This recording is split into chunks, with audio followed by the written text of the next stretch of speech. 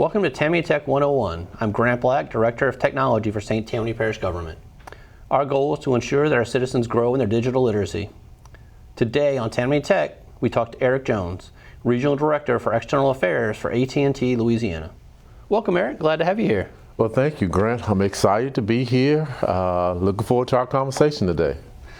So thank you for joining us. Can you tell us about your role with AT&T, how you're involved in the broadband expansions and other projects kind of like this? As you said, I'm Eric Jones, Regional Director, External Affairs for AT&T Louisiana. I'm a 20-year veteran of AT&T. I've been in Louisiana. Well, thank you. I've been in Louisiana and living on the North Shore now for about 13 years.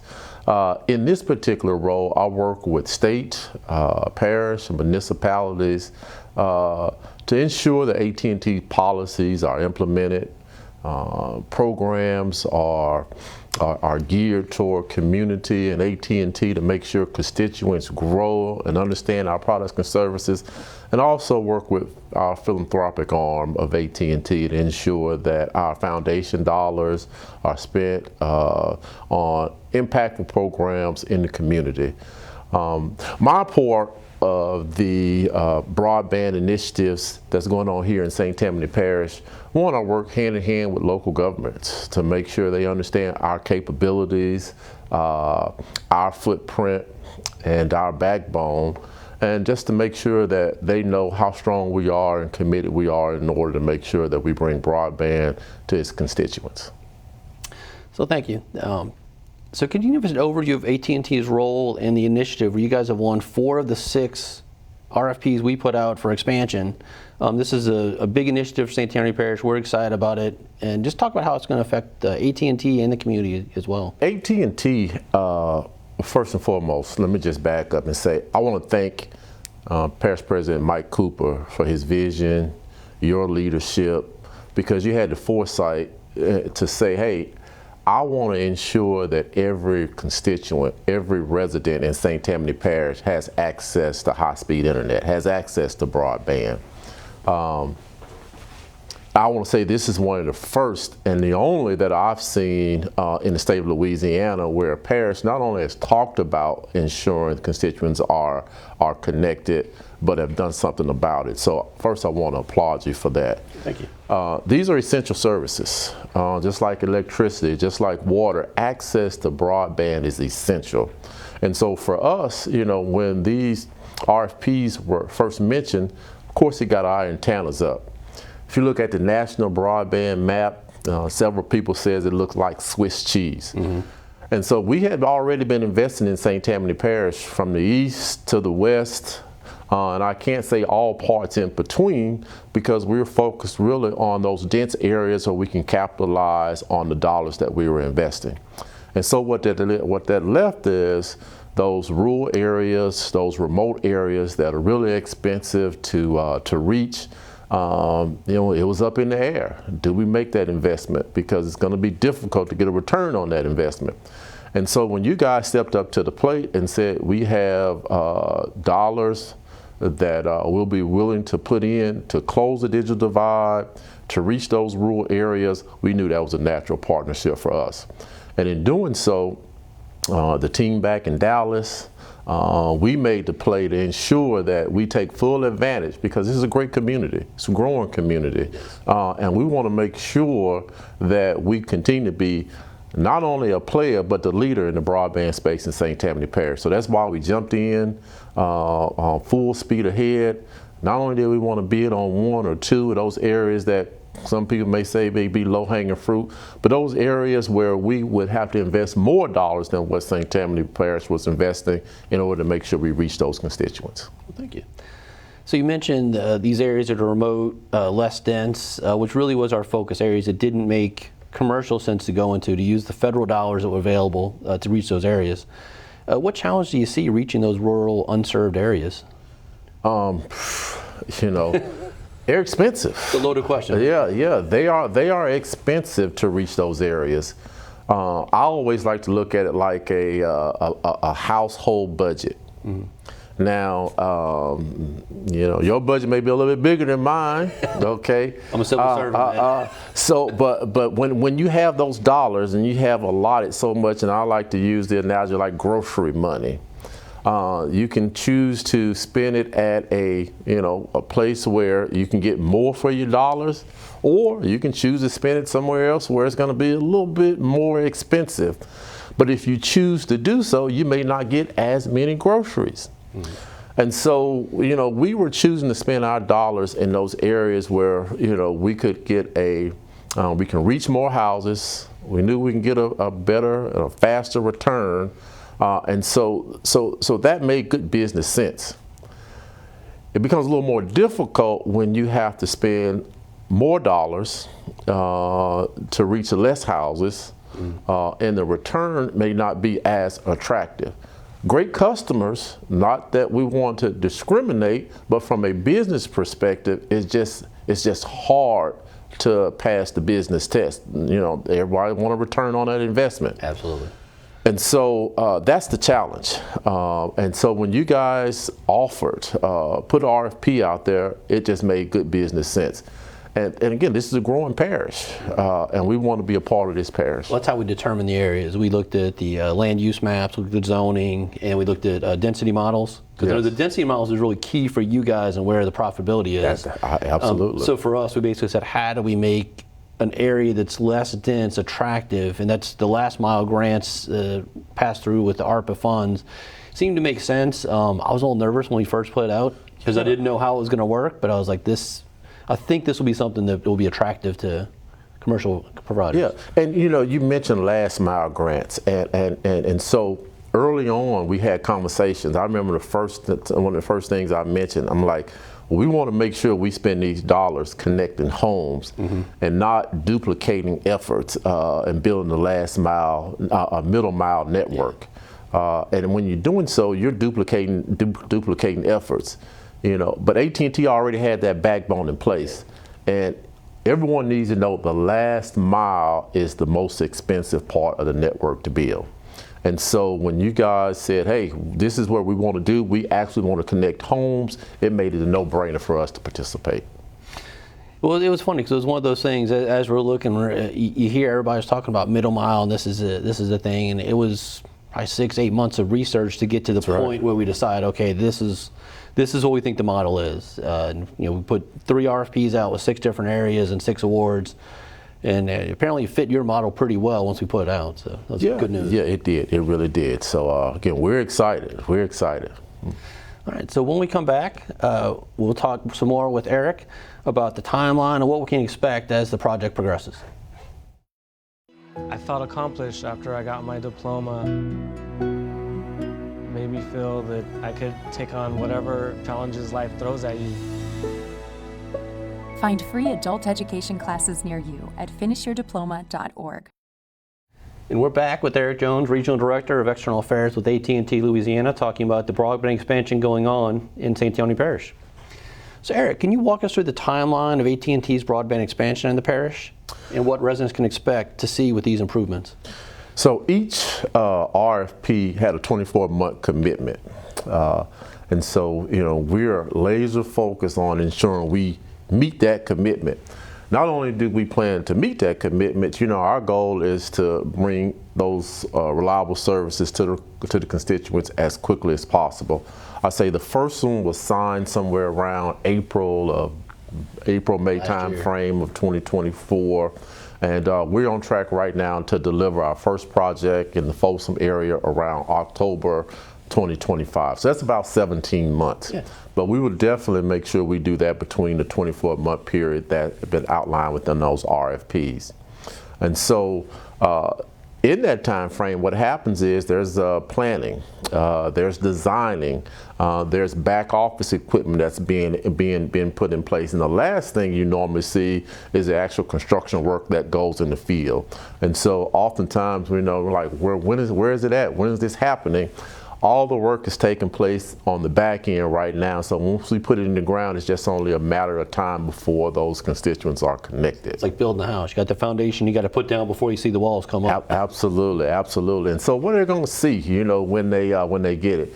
faster, more reliable service. You know, most of the time what I've seen is these constituents, they may have some sort of internet access, but it just may not be high speed. And so what that does, it goes beyond just the faster speeds. It opens up to a reliable use when it comes to digital learning, remote work, telehealth. And it provides these opportunities for businesses large and small, really to grow their business, to scale their business, and really attracts new opportunities for business to come to St. Tammany Parish. After Hurricane Ida, I was sitting in the emergency operation with President Cooper, and that was, as power was coming back on, we were talking, and we said that, you know, internet's the next thing. Everybody's asked for power. The next thing they ask for is internet for the working from home, the kids doing homeschooling. That, and President Cooper says it's no longer a luxury, it's now a necessity for normal life. It's a necessity. And I say one of the things about our fiber that a lot of people don't know, it does not require commercial power.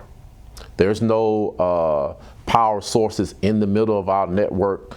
If you have a generator at your house, you can get that modem light on, our fiber optic network will be lit up. Of course, there could be some sort of physical damage, but if there's no physical damage, fiber optic is working. So that's makes it more reliable than our copper-based services. And another thing, and when storms come through, the speed to get it back up and running it is increased dramatically compared to the time it takes to get our copper-based services back up.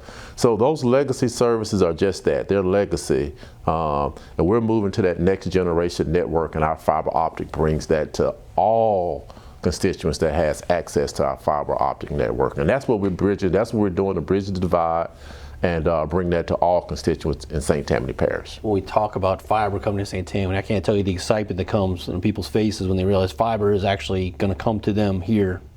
Yes, absolutely. And I just want to say, this is 100% end-to-end fiber. We're not talking about hybrid networks. We're not talking about, you know, half this, half that. We're talking about 100% fiber from our hub offices to the home. And that's what the last mile grants were able to accomplish, was basically ensuring that that fiber got to the houses. To the houses and to the business, absolutely. So what areas of St. Tammany are going to see the biggest changes?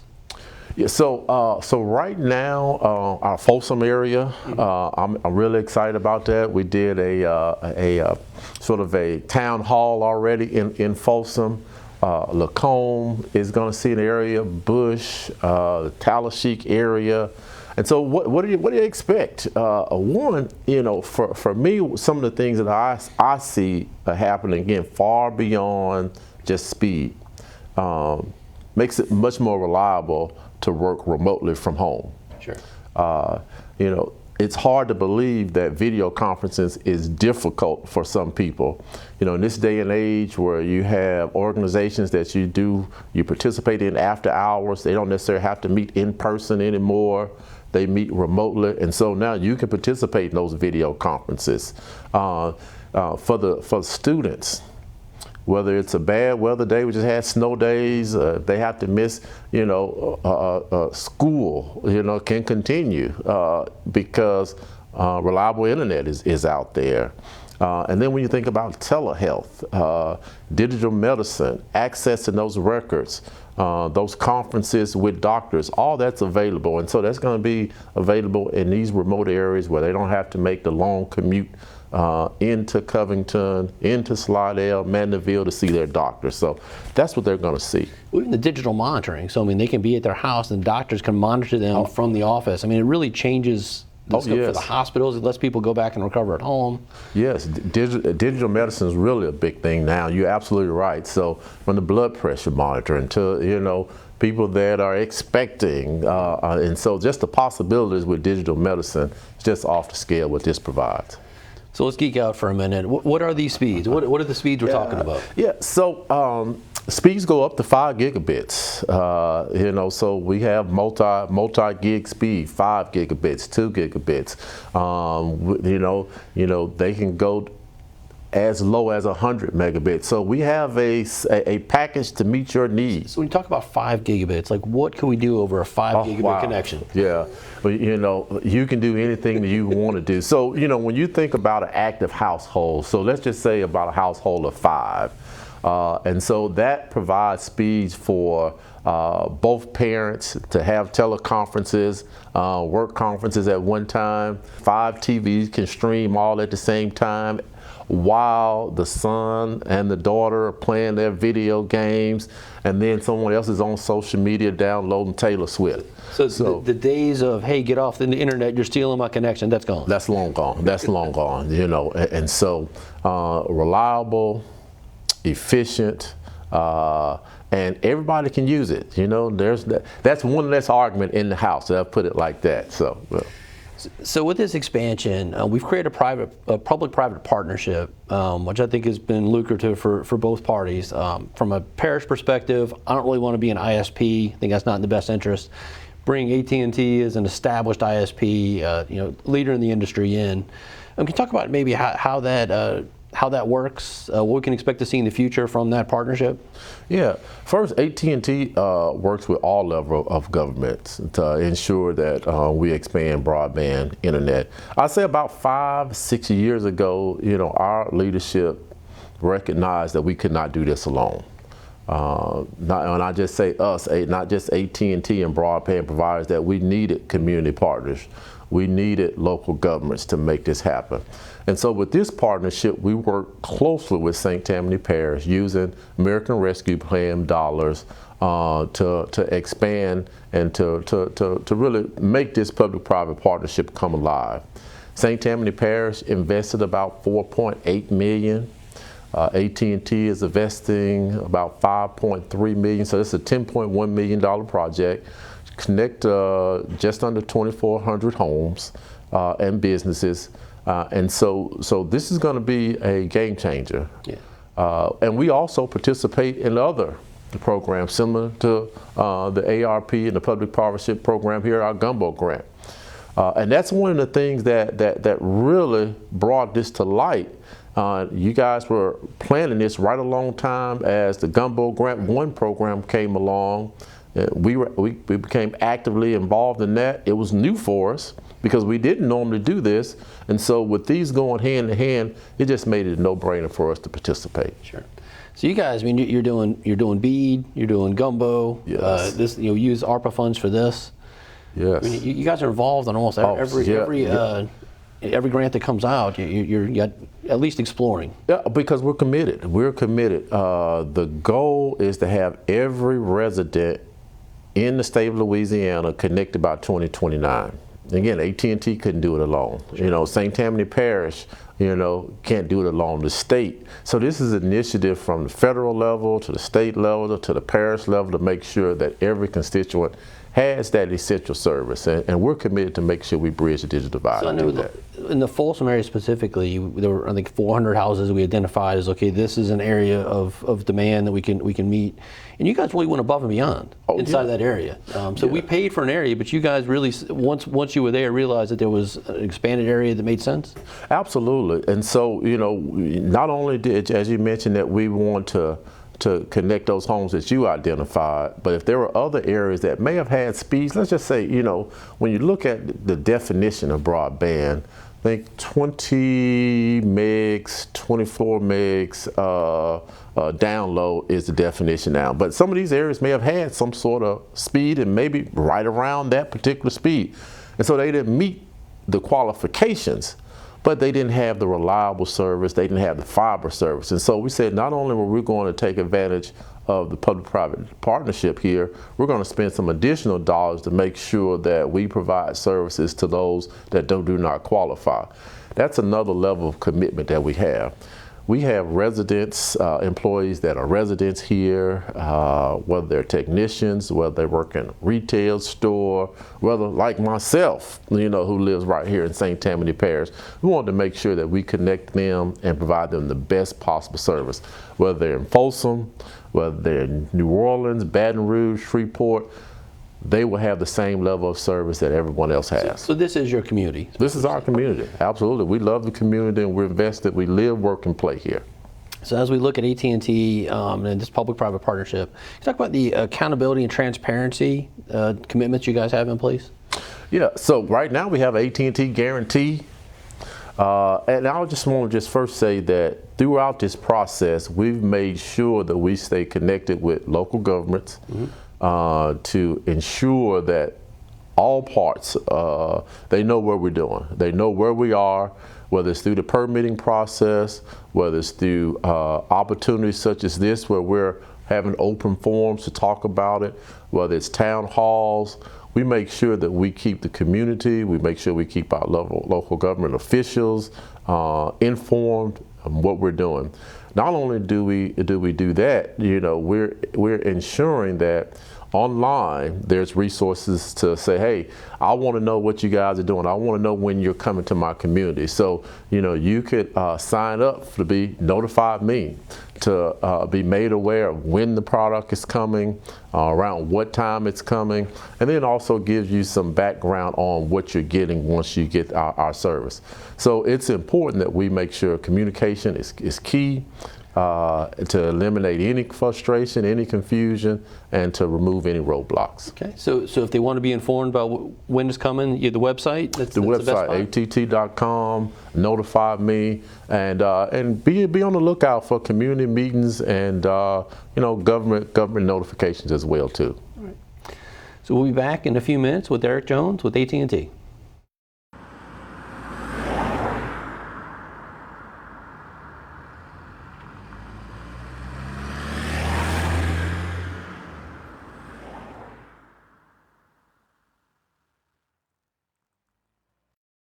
And we're back with Eric Jones, Regional Director for External Affairs for AT&T Louisiana.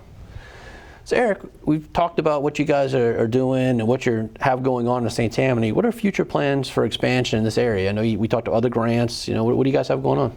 So besides our investment, we're going to continue to work with the state of Louisiana, federal government to expand in some additional unserved areas through the BEAD program.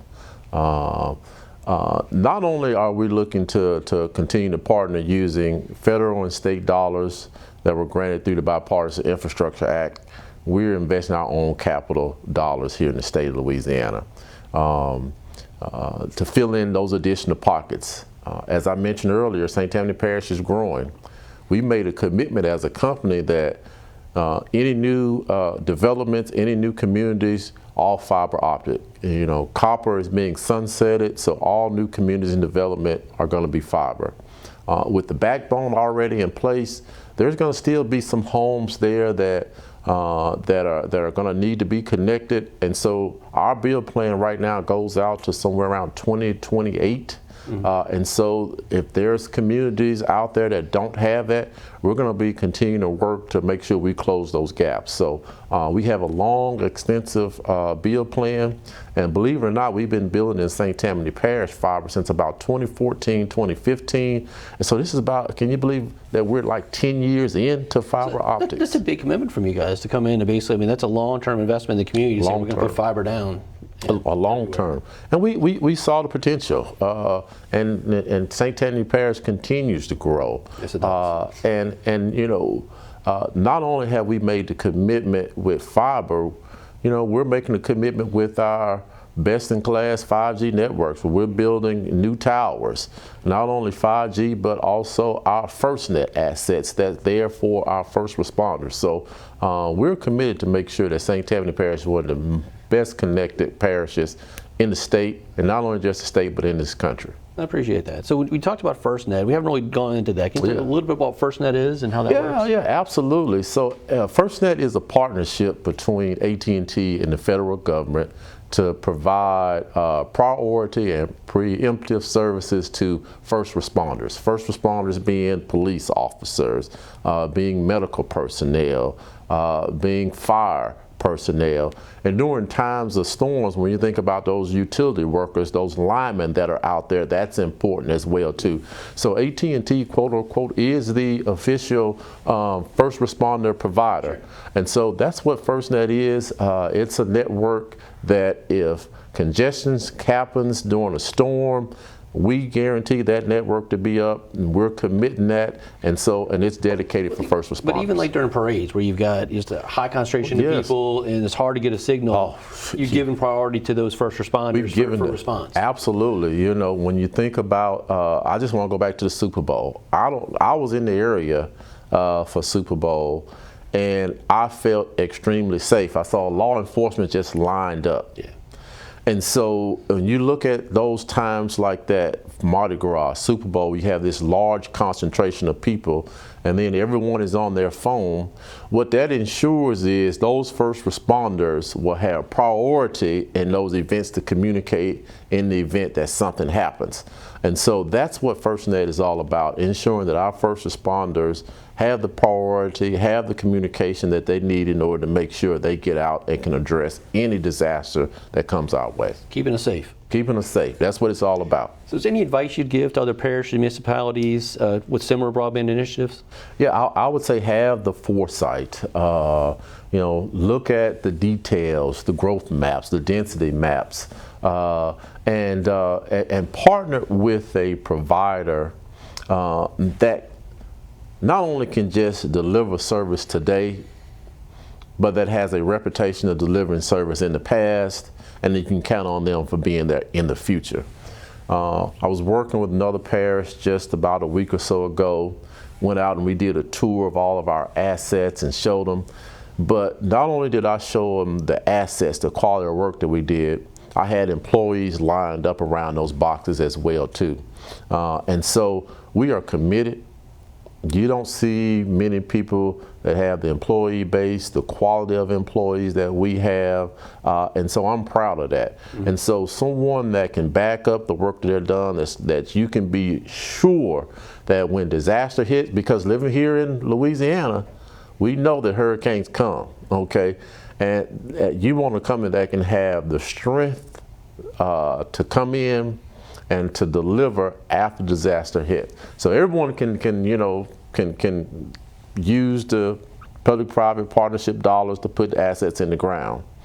But when they're damaged, will you still have those resources to come in and make sure they continue to run? Well, I think the 24-month timeline we put in, we tried to be aggressive with it, but with kind of a little bit of leeway, and you guys are exceeding that. Yes. So I think that kind of shows the strength that you have in the area. That's important as well too, because like I say, the 24-month, we already had a build plan. As I mentioned earlier, we've been building since 2014, 2015, and we're going out to 2027. And so now we're saying, okay, hey, we're going to make this a priority.